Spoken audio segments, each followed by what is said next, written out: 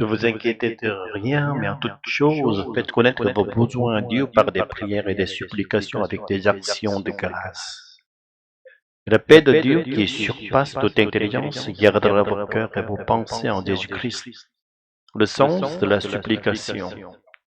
Le mot grec utilisé pour supplication est déisis, qui désigne un type de prière particulièrement fervente et pressante. À l'origine, ce mot signifie manque ou insuffisance. Il en est donc venu à désigner une prière dans laquelle on confesse ses manques et l'on implore qu'ils soient comblés. En effet, la supplication est une prière par laquelle nous reconnaissons la pauvreté de notre âme et demandons au Saint-Esprit de venir combler nos insuffisances. C'est une prière où l'on admet son manque de sagesse et où l'on demande que la sagesse céleste vienne nous remplir. C'est aussi une prière dans laquelle nous confessons que nous n'avons pas pour aujourd'hui notre pain spirituel quotidien et où nous demandons que nous soit donné le pain du ciel, Jésus lui-même. Manger le pain de vie qui est Jésus signifie en réalité accueillir et recevoir le Saint-Esprit. La fée génie. Le Saint-Esprit n'est pas une sorte de fée génie que l'on invoque uniquement quand on en a besoin pour accomplir notre propre volonté. C'est au contraire lui qui nous appelle afin que nous accomplissions la volonté céleste. La fée génie est un serviteur puissant à notre disposition, mais le Saint-Esprit est notre Seigneur. C'est nous qui sommes ses serviteurs, et pourtant il ne nous appelle pas serviteurs, mais il nous appelle ses enfants bien-aimés. Il nous appelle son bien-aimé, sa bien-aimée. N'aimeriez-vous pas vous laisser entraîner dans cet amour sanctifié? Le plus grand ennemi soi-même. Alors, comme l'apôtre Paul nous dit exhorte dans Philippiens 4, nous n'aurons plus aucune inquiétude, car lorsque Dieu est avec nous par son Esprit Saint, rien dans ce monde ne peut véritablement nous nuire. Le monde qui ne connaît pas le Saint-Esprit nous sous-estimera sans doute, mais nous, parce que nous savons que le Saint-Esprit est Dieu, nous ne serons pas ébranlés.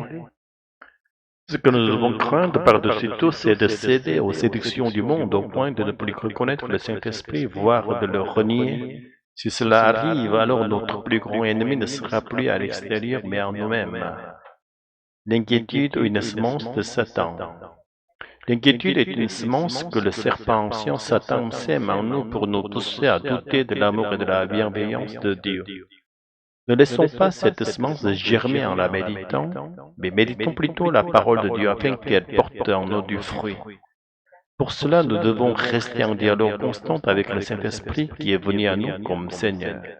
Confessons que nous n'avons ni sagesse ni puissance, ni implorons le Saint-Esprit de nous en accorder. Et surtout que notre prière ne parte pas du doute, mais d'une pleine assurance. L'Esprit Saint nous a déjà été donné par la grâce de Jésus. C'est dans un cœur reconnaissant que notre supplication doit s'élever. Dieu nous a déjà donné Jésus et nous a déjà donné l'Esprit Saint. Il s'est donné lui-même à nous. C'est dans l'action de grâce que nous en ferons pleinement l'expérience. La promesse biblique. La Bible nous promet que lorsque nous présentons nos supplications avec reconnaissance, c'est-à-dire en étant déjà certains que nous donnera ce que nous demandons, alors la paix de Dieu gardera notre cœur contre toute séduction et tout souci. À ce passage, la paix de Dieu qui surpasse toute intelligence est le sujet de la phrase. En d'autres termes, on peut comprendre ainsi, Dieu protège notre cœur, notre pensée par sa paix céleste. C'est la paix que Jésus a évoquée, une paix que le monde ne peut ne connaître ni comprendre.